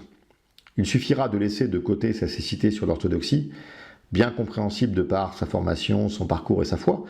Il a une théorie totalisante de la gnose qui est très stimulante intellectuellement, où il avance l'hypothèse que bouddhisme et autres spiritualités orientales seraient des variations de la gnose. Ceci rend mieux compte de ce à quoi nous avons affaire et offre la particularité de rendre encore davantage caduques les théories de M. de Lesquen. Autre question ? Bonjour, merci beaucoup pour cet exposé très clair. J'ai une question. Écoutez, je vous remercie parce que, honnêtement, si l'exposé est clair... c'était limpide. C'est gentil à vous de le dire parce que le sujet est particulièrement ardu. Hein, je garantis que j'aurais pu montrer qu'il était ardu parce qu'en fait, je lis dans l'article. Alors, lisez quand même l'article, franchement ça vaut la peine. En toute modestie, je vous le dis. Une des raisons de la confusion, c'est que le zoroastrisme, c'est 3 religions en une. Là, j'ai parlé uniquement du zoroastrisme pur, celui de Zoroastre, monothéisme. Mais il y a aussi un dualisme et un polythéisme dans le zoroastrisme. Dualisme parce que les disciples de Zarathustra ont fini par trouver que sa justification du mal était insuffisante, et donc ils ont fait de Angra Mainyu, l'esprit du mal, ils ont fait un dieu, à égalité d'Ahura Mazda, ce qui fait qu'Ahura Mazda a absorbé Spanta Mainyu, l'esprit du bien. Version dualiste. Et puis également, des disciples infidèles ont ressuscité les anciens dieux, comme Mitra. Et ressuscitant les anciens dieux, ils ont reconstitué un polythéisme. Alors Ahura Mazda était resté pour eux le dieu suprême, alors ils sont passés du monothéisme à l'énothéisme. Donc il y a 3 religions en une. Donc il faut faire bien attention de quel zoroastrisme on parle. Visiblement, c'est le zoroastre pur qui a influencé le judaïsme, avec son monothéisme absolu. Excusez-moi, je reviens à la question. Depuis au moins 2 siècles, au moins depuis Schopenhauer, il y a une sorte de fascination de l'Occident pour l'Orient, les religions hindoues notamment. Ça peut aussi se voir par les écrits de Guénon ou Evola. Alors c'est vrai que Guénon a fini soufi, mais en tout cas il y a une certaine, et même actuellement ça se voit très bien avec justement dans la génération nouvelle, une fascination pour les religions orientales, ce qu'ils appellent les spiritualités hindoues et autres. est-ce que pour vous ce serait une sorte de retour aux racines indo-aryennes, ou en tout cas comment est-ce que vous expliquez ce retour en fait? Alors je ne sais pas si retour est le terme adapté, mais cette fascination de l'Occident pour l'Orient. Je ferai remarquer que le christianisme est né en Orient, en Palestine, au Proche-Orient. Bon. Ex oriente lux, la lumière vient de l'Orient. Mais ce que montre l'analyse que je vous ai modestement présentée, c'est que l'Orient en question, c'était à l'est de la Palestine, c'était l'Iran. Et je dirais même que Zarathustra, Zoroastre, il ne vivait pas en Perse. La Perse, proprement dit, c'est une province de l'Iran qui est près du Golfe Persique, donc au sud-ouest. Il vit en Khorasmie. La Khorasmie, c'est actuellement le Khwarezm, qui est une province de l'Ouzbékistan, parce que les Turcs ont remplacé les Indo-Européens, Aryens, dans ces régions, qu'on appelle maintenant le Turkestan. Donc, la lumière originelle vient de Zarathustra, le prophète primordial, qui était très à l'est. Bon.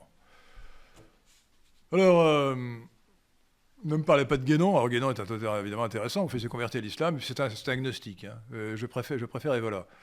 Mais ce sont des hérétiques, tous ces gens-là, donc moi je reste attaché au magistère de l'Église, que j'espère ne pas avoir violé en énonçant le texte que j'ai énoncé, puisque j'ai quand même, je m'appuie sur des auteurs considérables, même sur un cardinal de l'Église catholique, qui était un peu, il est vrai, conciliaire sur les bords, le cardinal Koenig, qui était comme cardinal, et puis j'ai un sauf-conduit de 2 pères de l'Église, Clément d'Alexandrie et Justin Martyr. Et je pense que l'exigence de la vérité à laquelle le Christ nous a appelés me demandait de faire connaître cette vérité. Bon. Il n'est pas normal que ce que Widengren a affirmé fortement il y a 50 ans soit inconnu, quoi. Tout le monde devrait savoir cela. On devrait l'enseigner à l'école. Le christianisme est héritier du zoroastrisme par l'intermédiaire du judaïsme. C'est quand même pas compliqué à comprendre. Bon, c'est la vérité. C'est la vérité. Alors, il y a le zoroastrisme originel, je ne parle pas de celui d'aujourd'hui, c'est une pensée immense. Hein. Immense. C'est ça qui explique d'ailleurs l'influence qu'il a exercée, comme le dit très bien Widengren. La force spéculative, c'était nouveau. C'est la première fois que c'était apparu dans l'histoire, à ce degré-là. Hein. Et le ton dans les gathas, le ton de Zoroastre, fait penser aux prophètes d'Israël comme Isaïe, sauf que les prophètes d'Israël ont parlé, on dit Dieu seul est saint, 700 ans ou 800 ans après Zoroastre. Hein. Voilà le sens de la transmission. Donc, la fascination dont je parle, ce n'est pas une fascination artificielle, ça ne consiste pas à essayer de fabriquer de bric et de broc une pseudo-spiritualité, ça consiste à se dire qu'est-ce qu'il y a dans la religion à laquelle je crois si je suis chrétien. Bon, je peux évidemment avoir une autre foi. Et découvrir ce qui est dans le fond de la foi chrétienne, ce qui vient, l'origine de la foi chrétienne, qui remonte jusqu'à Zoroastre. Vous voyez ? Pas avant. Enfin, pas avant. C'est un autre sujet, mais je n'ai pas osé le mettre dans l'article, parce que je pense que le mystère de la Sainte Trinité est l'expression sublime du modèle des 3 fonctions. Mais c'est un autre sujet. Donc des modèles des 3 fonctions de l'idéologie tripartite des Indo-Européens. Le pourquoi de la fascination de l'Orient en Occident dépasse largement le cadre de cette réfutation. Mais lorsqu'il est dit que l'on s'est trompé d'Orient, cela n'est pas sérieux. Le Christ est né à Bethléem, a grandi à Nazareth, après un épisode en Égypte, a fait son ministère en Terre Sainte. Il a été supplicié et ressuscité à Jérusalem. Dire que l'on s'est trompé d'Orient après cela me semble tout à fait étonnant. Monsieur de Lesquen nous propose quoi? Des pèlerinages en Ouzbékistan? Il est assez acrobatique également pour monsieur de Lesquen de considérer qu'il reste attaché au magistère de l'Église, même prise comme catholique romaine, et défendre ce qu'il défend. Justin Martyr, et je vous invite à relire son dialogue avec Tryphon, ne parle pas du zoroastrisme. Il défend beaucoup l'universalisation en Christ, mais certainement pas la possibilité d'une lignée prophétique antérieure et originelle. Ce qu'il défend avec passion, c'est que justement les prophètes d'Israël, les vrais prophètes, ont proclamé cette universalisation où toutes les nations du monde viendront adorer le Dieu d'Israël, le Dieu d'Abraham, d'Isaac et de Jacob, ainsi que l'appelle le Christ. Il n'y a rien dans la patristique qui puisse venir au secours de Monsieur de Lesquen. Merci beaucoup pour votre conférence qui a vraiment été très intéressante sur un sujet que l'on connaît très très bien. Vous lirez l'article oui. Sur le site lesquen.fr, lesquen.fr. Absolument. Et eu égard du coup à ce que vous avez dit donc, sur l'Ancien Testament et sur tout ce que vous avez raconté sur les populicides, etc. dans l'Ancien Testament. Je ne vais pas raconter, j'ai fait que des citations. Alors, je pourrais aller vous les faire, les citations. Vous allez voir, moi j'en ai plein de citations. Allez-y. Oui. Qu'est-ce que vous pensez du coup de ce qu'un chrétien actuellement, un vrai chrétien actuel on va dire, la place qu'il doit donner à l'Ancien Testament, et qu'est-ce que vous pensez du coup à cet égard de ce que disait Marcion J'en parle. Je dis ceci. à ce sujet. Je dis ceci. C'est un vrai sujet. Il faut faire un effort. Il est très simple, logique, de voir dans la roi Mazda la préfiguration du Dieu des chrétiens. En revanche, pour trouver que le Dieu des chrétiens est le même que le Dieu des Juifs de l'Ancien Testament, il faut faire un effort. Et donc je trouve que Marcion, hérésiarque du IIIe siècle après Jésus-Christ, pour qui l'Ancien Testament, qu'il n'appelait pas l'Ancien Testament, la Bible hébraïque, n'avait pas été inspirée par Dieu mais par le diable, par Satan, avait des circonstances atténuantes. Et l'abbé Pierre, qui était abbé, a eu un choc. Il a été bouleversé quand il a découvert les abominations qui étaient dans l'Ancien Testament, dont personne ne lui avait parlé au séminaire. Vous voyez ? Alors, comment... Et pourtant, il ne fait pas de doute que pour un chrétien, l'Ancien Testament, c'est bien la parole de Dieu. Mais comment l'interpréter ? C'est là que je pense qu'il faut lire Saint Paul, la lettre et l'esprit. Si on lit l'Ancien Testament à la lettre, c'est une horreur. C'est une horreur. Dieu aurait dit qu'il fallait exterminer les enfants à la mamelle, enfin voyons. C'est inacceptable, insupportable. Insupportable. Et saint Augustin a dit qu'il y avait qu'il fallait distinguer le vrai sens, qui n'était pas le sens littéral, du sens littéral. Il reprenait tout simplement ce que dit saint Paul, qui opposait l'esprit à la lettre. Pris à la lettre, l'Ancien Testament est insupportable. Il faut donc l'interpréter.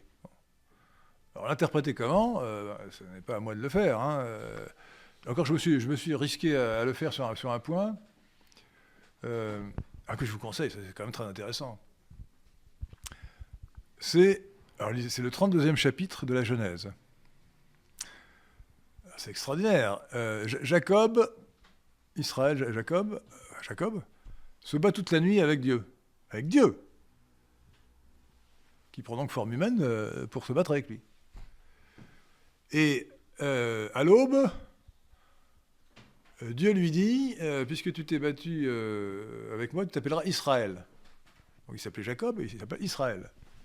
L'ancêtre éponyme des Israélites. Alors que veut dire Israël, monsieur ? Que veut dire Israël en hébreu ? Isra veut dire il combat.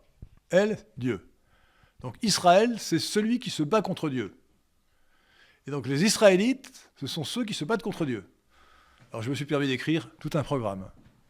Tout un programme.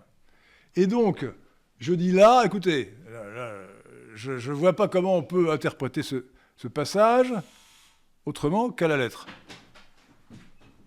Je ne vois aucun sens figuré qui t'était donné. Et donc j'en déduis que... Et là, il faut évidemment interpréter que Dieu a voulu montrer son infinie miséricorde en choisissant comme peuple élu celui qui se battait contre lui. Pour montrer qu'on pouvait sauver tous les hommes, y compris ceux qui étaient opposés à lui. Vous voyez ? C'est toute la complexité de l'interprétation de la Bible. Et pour finir, je citerai Pascal qui a dit... Tout ce qui ne se rapporte pas à la charité est figure. Donc il ne faut pas interpréter la lettre. La lettre tue, l'esprit donne la vie. Voilà la réponse. Mais évidemment, l'interprétation n'est pas facile. Hein.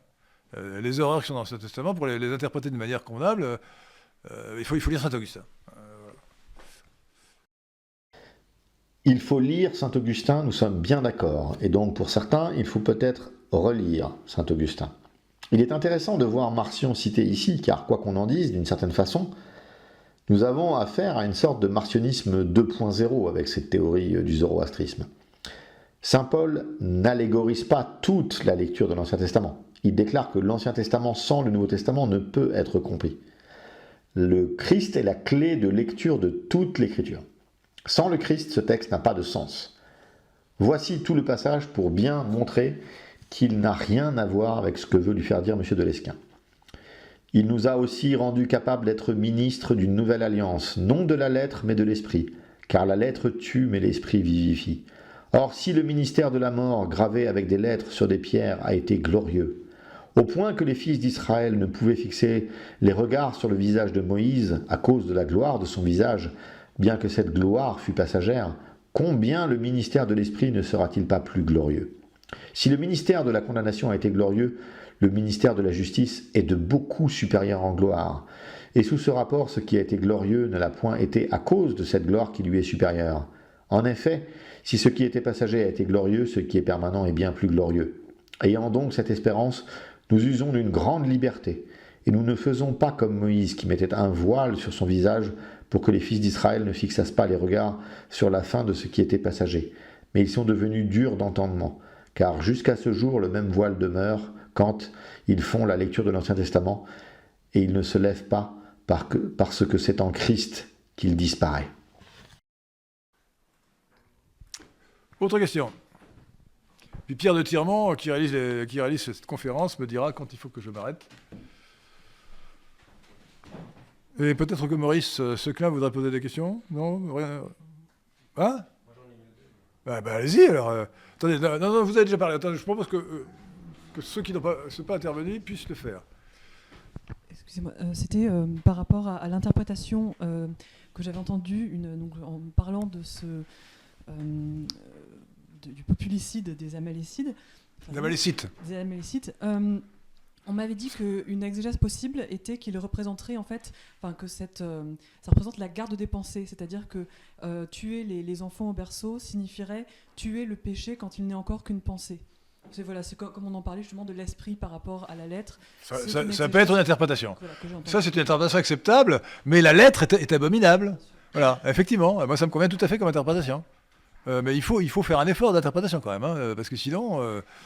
Mais vous savez, alors ça, je vais citer un auteur qui m'avait beaucoup intéressé, bien qu'il fût non chrétien, voire anti-chrétien.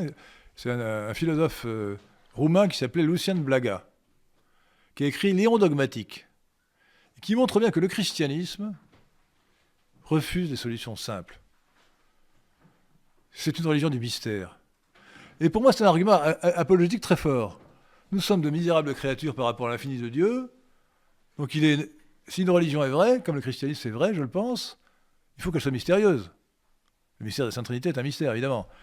Et la contradiction apparente entre le Dieu de l'Ancien Testament et le Dieu du Nouveau Testament est aussi un mystère, vous voyez. Et tout est mystérieux dans le christianisme. Tout paraît s'opposer avant d'arriver à la synthèse admirable, mais pas facile toujours à trouver. Donc votre interprétation me paraît plausible, intéressante, mais bon, je ne sais pas si c'est... La lecture allégorique, ici, est très rassurante, mais le vrai défi exégétique sur ce passage est de considérer qu'il y a un sens littéral, qu'il faut le trouver sans rentrer en contradiction avec l'ensemble du texte biblique, de la Genèse jusqu'à l'Apocalypse. Une nouvelle fois, je le rappelle, nous avons déjà produit une vidéo d'explication de la violence dans la Bible, et en tout cas, on ne peut pas en venir à douter du texte. Le problème vient par principe de nous et pas du texte, car ce texte, comme le dit saint Paul, est intégralement inspiré. Maurice Seclin. Oui, on parlait tout à l'heure des auteurs occidentaux modernes qui ont eu une fascination pour l'Orient. Il y en a un autre qu'on n'a pas cité, c'est Nietzsche, avec son livre justement sur Zarathustra. Qu'est-ce qu'il faut en penser ? T'as beaucoup de mal. Franchement, plus je connais Nietzsche, plus je le trouve exécrable. Surfait exécrable. C'est un grand écrivain, un grand poète. Un grand poète. Mais la séduction de la forme, c'est un nihiliste. Hein. Tout est absurde et odieux dans Nietzsche, avec la séduction de la forme. Son ainsi par les Zarathustra, c'est insupportable, c'est insupportable. Alors évidemment, bon, moi j'aime bien parfois sortir une de ces formules quand encore il a quand même fait dire à Zarathustra une belle formule. Si tu vas au pays des femmes, n'oublie pas le fouet. Alors là, mademoiselle, vous n'êtes pas contente. Hein. C'est pas de moi, c'est de Nietzsche. Hein. Et ne dites pas encore. Bon, si vous voulez, Nietzsche refuse les valeurs. Il refuse les valeurs. Ou il pratique l'inversion des valeurs. La mort de Dieu, c'est aussi la mort des valeurs. Donc, si vous voulez, pour rester à mon sujet précédent, à mon sujet d'aujourd'hui, il n'y a rien de commun entre le Zarathustra du poème parodique de Nietzsche, ainsi par les Zarathustra, et le vrai Zarathustra, le vrai Zoroastre. Rien de commun. Donc déjà, c'est insupportable que Nietzsche se soit permis de s'emparer du nom de Zarathustra pour lui faire dire le contraire de ce qu'il a dit. La mort de Dieu pour quelqu'un qui, au contraire, a affirmé la grandeur d'Ahura Mazda, vous comprenez, le refus de la vie éternelle, de l'au-delà, etc. Enfin, c'est vraiment tout le contraire. La mort des valeurs, dans la bouche de quelqu'un qui défendait les valeurs. Donc, sur le plan philosophique, je pense que Nietzsche est surfait, et en tout cas sur le plan axiologique, il est à rejeter et à vomir. Voilà. Je pense que Nietzsche est à vomir. Autre question ? Il n'entre pas dans les attributions et les objectifs de cette chaîne YouTube de commenter du Nietzsche. Précisons que Delesquin est probablement mal à l'aise parce que Nietzsche montre Zoroastre comme un fondateur du dualisme métaphysique à partir du dualisme de la moralité bien-mal, alors que Delesquin le voit comme un monothéiste sur sa métaphysique. Nous passons donc à la question suivante. Que pensez-vous en fait, j'aurais deux questions dans ma question. En fait, la première partie, c'est que pensez-vous de ceux qui tracent une origine ou en tout cas une sorte de corrélation égyptienne au monothéisme judaïque, mosaïque, et dans l'éventualité où on pourrait tracer un lien entre les deux, entre le culte d'Aton et le culte de Yahvé, d'une certaine façon, est-ce qu'on pourrait lier ça avec la proximité du nouvel empire égyptien avec les royaumes indo-ariens qui étaient le Mitanni et l'empire hittite? Alors, c'est une très bonne question. Je l'évoque dans l'article qui est sur le site lesquin.fr. C'est une légende absolue. Le Aménophis, je ne sais plus combien, 4 je crois, surnommé Akhénaton, l'adorateur d'Aton, un dieu soleil, n'a pas institué le monothéisme, mais un énothéisme. Il n'a jamais dit que les autres dieux n'existaient pas. Bon. Il a vécu au XIVe siècle avant Jésus-Christ et sa réforme n'a eu aucun lendemain. Bon. Donc c'est une imagination d'égyptiologues qui sont imaginés, ils ont cru que puisqu'il y avait une espèce de monothéisme pas tout à fait accompli, un énothéisme, ça aurait pu être passé et ça aurait validé le récit pseudo-historique de l'Ancien Testament. C'est totalement factice. Ça ne repose sur rien de sérieux. Hein. Ça ne repose sur rien de sérieux. Akhénaton n'était pas monothéiste et il n'a exercé aucune influence sur le judaïsme. Aucune. Encore une fois, le judaïsme s'est constitué au 5e siècle avec Esdras et non pas au 14e siècle avant Jésus-Christ avec Akhénaton ou Moïse. Hein. Ça, ce sont des plaisanteries. Hein. C'est totalement faux. Et donc, effectivement, il y a eu des contacts entre les Indo-Arias, les Mitanni, qui n'étaient même pas des Iraniens, qui étaient des Indo-Arias, égarés à l'ouest, et l'Empire égyptien, mais ce n'est pas du tout ça qui était à l'origine du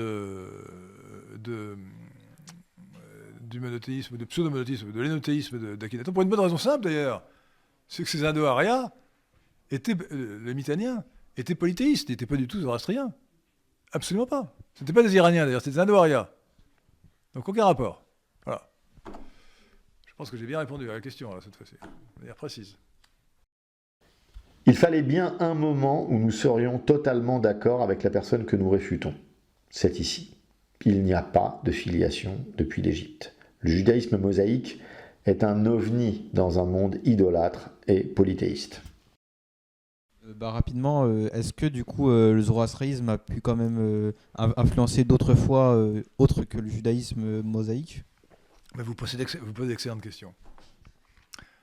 Alors, qui rejoint d'ailleurs la question sur l'origine orientale de spiritualité, parce que la religion iranienne en général, le zoroastrisme ou d'autres formes de zoroastrisme, était l'origine non seulement du judaïsme, de l'Ancien Testament, du christianisme, du judaïsme actuel, qui est celui des pharisiens dont parle l'Évangile, de l'islam, mais également de deux grandes religions aujourd'hui disparues, qui sont premièrement le manichéisme, 4e siècle après Jésus-Christ, qui est une hérésie,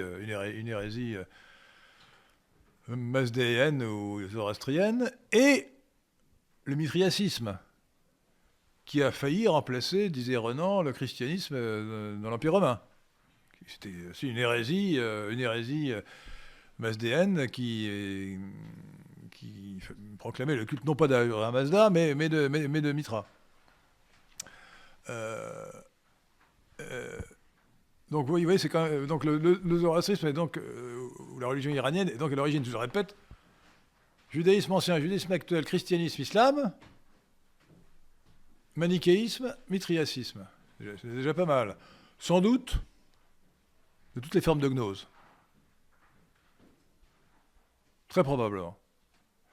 Winedgren dit toutes les apocalypses et eschatologies sont issues de la religion iranienne. Mais de plus, alors là, ce n'est pas à son crédit. C'est l'Iran qui a inventé le communisme. Mazdak, 4e siècle après Jésus-Christ. La première doctrine communiste, c'est Mazdak, qui était un hérétique, un zoroastrien hérétique. Communauté, communisme radical, hein. Communauté des biens et communauté des femmes. Voilà. Mazdak. J'espère que vous connaissez tous le mazdakisme, qui est l'origine du communisme. Donc vous voyez, c'est fabuleux, quoi. L'influence de l'Iran sur la pensée de l'humanité a été quelque chose d'extraordinaire.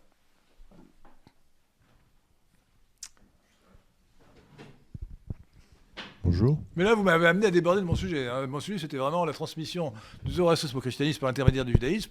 Mais effectivement, l'héritage de la religion iranienne déborde largement. Nous avons essayé de montrer pendant toute cette réfutation que cette filiation ou même cette influence était fantaisiste. Même si cela n'est pas très bien vu dans notre époque moderne relativiste, dont le Dieu incontesté est de respecter l'autre, qu'il soit dans le péché ou l'erreur, et de ne jamais rien dire qui puisse offenser quiconque, être chrétien orthodoxe, c'est confesser les évidences suivantes. Seul le Christ sauve, seule l'Église orthodoxe sauve, seule l'Église orthodoxe véritable peut prétendre être l'Église que le Christ a fondée lors de son ministère. C'est cela l'enseignement de l'Église. Il n'y a donc pas d'influence de l'erreur sur la vérité. Il n'y a rien d'autre que l'erreur qui singe la vérité. Le diable passe son temps à créer des fausses alternatives, des faux saluts, des fausses possibilités. Ensuite, Dieu n'est prisonnier de rien, et s'il veut, pour une raison qui échappe à la compréhension humaine, sauver quelqu'un en dehors de l'Église, il le peut souverainement et le fera peut-être. Mais il nous a enseigné par son Verbe que le salut se trouvait dans l'Église et dans l'Église seule. Ainsi, un enseignement divin ne se fait pas influencer par une parodie diabolique. Cela n'a pas de sens quand on y songe.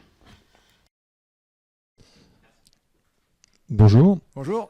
Je veux savoir à propos de Zoroastre, est-ce que d'une part, est-ce que c'est un personnage historique attesté ou est-ce qu'il a une dimension semi-mythique? Et d'autre part, est-ce qu'il existe dans sa doctrine des traces de métempsychose ou de réincarnation? Alors, non, il n'y a aucune métempsychose ni réincarnation. Non, dans le bouddhisme, si vous voulez, mais pas du tout dans le zoroastrisme. Non. Ça l'opposerait. D'ailleurs, si ça avait été le cas, je l'aurais signalé, honnêtement, pour dire que c'était une opposition chrétienne. Pas du tout, non. Il affirme la vie éternelle. Donc la vie éternelle s'oppose à la métempsychose. Après la mort, on va en enfer ou au paradis pour l'éternité. Donc rien à voir avec, donc pas de métempsychose. Alors oui, je pense que, bien qu'il y ait toujours des hypercritiques, dont Kellens qui prétendent que ce n'est pas un personnage historique, si c'est un personnage historique. Il parle à la première personne du singulier dans les Gathas. Bon, alors évidemment, on lui a prêté une vie fabuleuse, mais c'est pas parce que le fondateur de la religion a vu sa vie être embellie par une légende qui a proliféré ensuite, y compris d'ailleurs bien après lui, parce que lui, il a vécu donc en 1200 avant Jésus-Christ, et le zoroastrisme a fleuri jusqu'à la conquête musulmane de l'empire perse sassanide en 651 après Jésus-Christ. Là, il s'est étiolé après 651, mais jusqu'en 651, c'était la religion officielle de l'empire sassanide qui a existé de 320 à 751. Et donc, mais les Sassanides, les Perses de l'époque sassanide avaient un zoroastrisme dualiste qui opposait Hormazd, le nom déformé en moyen perse d'Ahura Mazda, à Ahriman, le nom déformé en moyen perse de Angra Mainyu. C'était un dualisme, donc ce n'était pas du zoroastrisme pur, originel. Vous voyez. Et donc oui, personnage historique, je ne vais pas le démontrer, mais on sait d'où il vient de Chorasmi, je crois vous l'avoir dit. Le Khwarezm aujourd'hui, on connaît, parce que Zoroastre en fait c'est son prénom, donc c'est un peu familier, on devrait l'appeler Spitama. C'était Zoroastre Spitama. Spitama, il appartenait à la famille des Spitama. S-P-I-T-A-M-A en français. On connaît le nom de son père, de sa mère, etc. Moi, je veux dire, vraiment, on peut toujours douter de tout, hein, mais je ne vois aucune raison, comme la plupart des auteurs raisonnables considèrent qu'il a vécu réellement, que c'était une réalité historique. Mais on ne peut pas avoir des certitudes absolues, on n'a pas son acte de naissance. Hein, voilà, bon. Et puis bien sûr, alors on peut, comme on lui prête toutes sortes de miracles, évidemment, on peut dire que ça peut conduire à la thèse selon laquelle c'est un personnage imaginaire, mais je crois que c'est une erreur. Alors, la piété exacerbée ou hypertrophiée des fidèles a conduit à amplifier les mérites du fondateur de la religion, ou du réformateur originel. On nous a suffisamment dit que Jésus n'existait pas et qu'il s'agissait d'une fiction littéraire pour ne pas tomber dans les mêmes écueils et les mêmes facilités. Cela ne nous dérange pas de considérer que Zoroastre est un authentique personnage historique. Pour ce qui est de la métempsychose, à savoir réincarnation avec affranchissement de la barrière des natures, c'est bien évidemment doublement, totalement contraire à l'enseignement de l'Église. Une dernière question.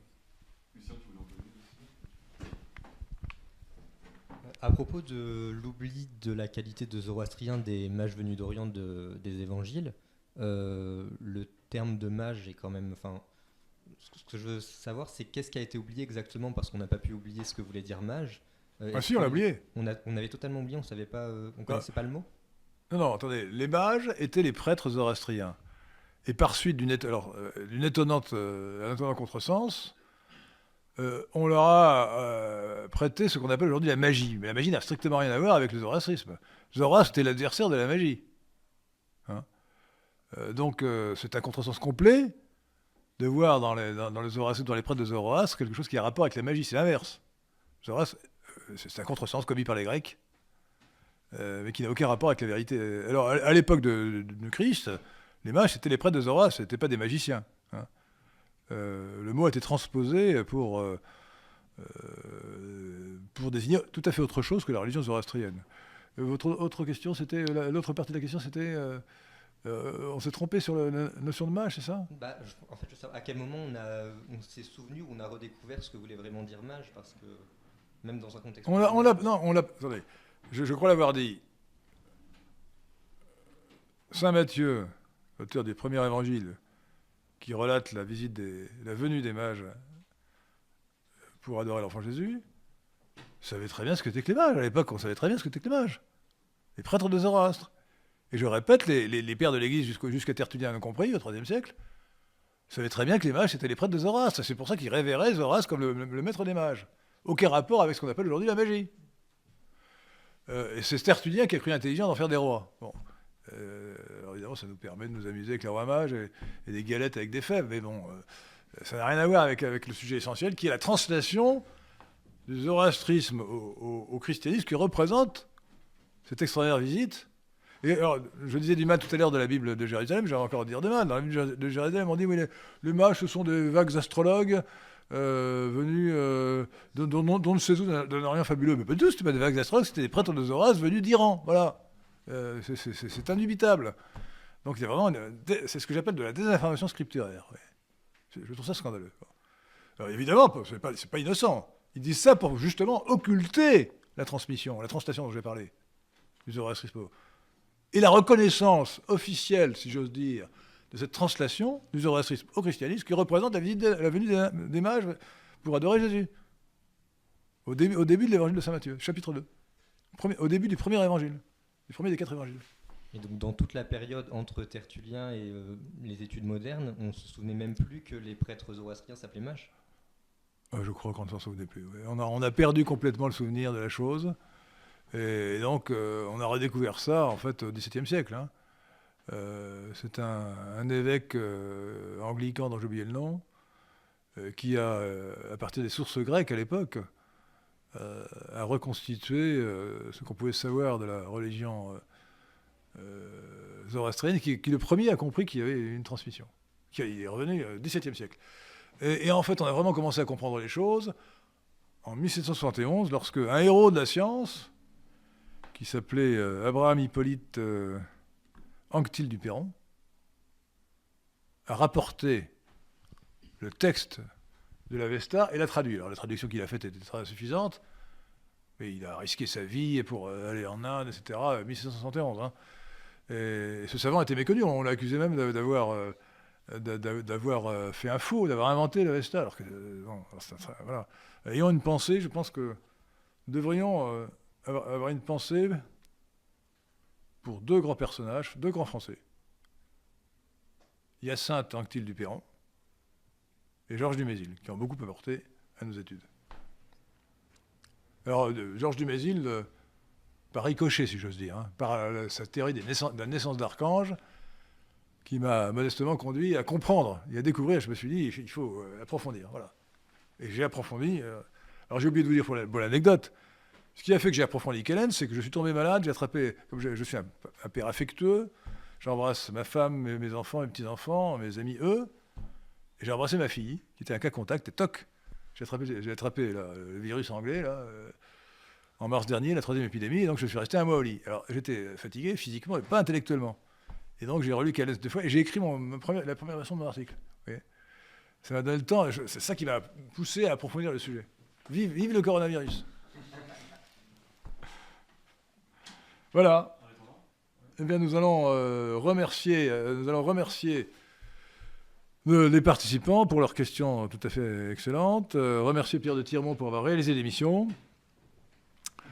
Maurice Seclin pour avoir posé des questions aussi. Alors, bien sûr, chers auditeurs de YouTube, n'oubliez pas qu'il faut partager les vidéos. Hein. Nous sommes quelque peu censurés, et donc il faut partager le plus possible.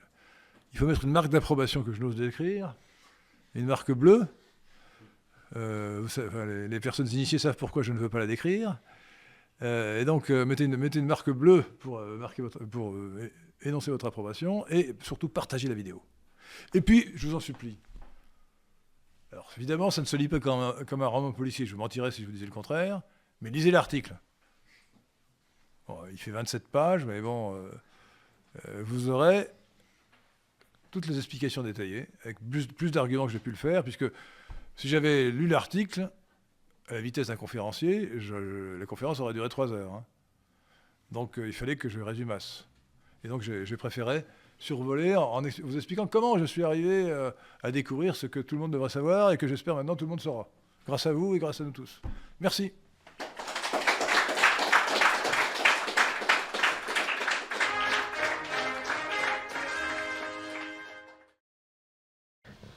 Je ne reviens pas sur ce que j'ai dit au niveau des mages. Vous savez déjà ce qu'il faut penser d'une découverte du XVIIIe siècle dans l'Église. J'aimerais conclure en rebondissant sur ce provoquant « Vive le coronavirus ». Depuis que nous avons mangé de ce fruit interdit du jardin, le bien et le mal sont mélangés. Donc dans chaque chose, il y a un bien et un mal. Le mal du coronavirus, tout le monde l'a identifié assez aisément. Les malades avec séquelles graves, les morts même parfois, heureusement très rarement. La dictature sanitaire, les thérapies géniques expérimentales forcées sous le vocable mensonger de vaccination, les restrictions de liberté. Mais regardons le bien du coronavirus. Cette crise au sens grec, cette crise est un moment de vérité pour l'Église. Certains ont entendu des prêtres ou des évêques vanter la vaccination. Certains ont vu des prêtres considérer la communion eucharistique comme une source potentielle de contamination. Certains ont vu des paroisses fermées et obéissant docilement aux autorités civiles de la République laïque, comprenez maçonnique, française.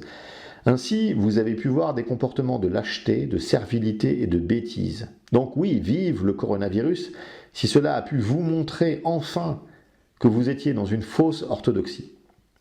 Cette chaîne YouTube s'affiche fièrement dans la vraie orthodoxie. Pas d'œcuménisme, non pas parce que nous sommes étriqués dans notre pensée, mais parce que nous prenons les canons de l'Église au sérieux. Pas de sergianisme, c'est le Christ qui gouverne chez nous. Pas les faux patriarches, pas les faux évêques, pas les loges. Pas les théories théologiques vaseuses comme celle-ci de la filiation zoroastrienne. Si vous vous reconnaissez dans ce qui est dit, alors n'hésitez plus à nous rejoindre. Bienvenue dans les catacombes.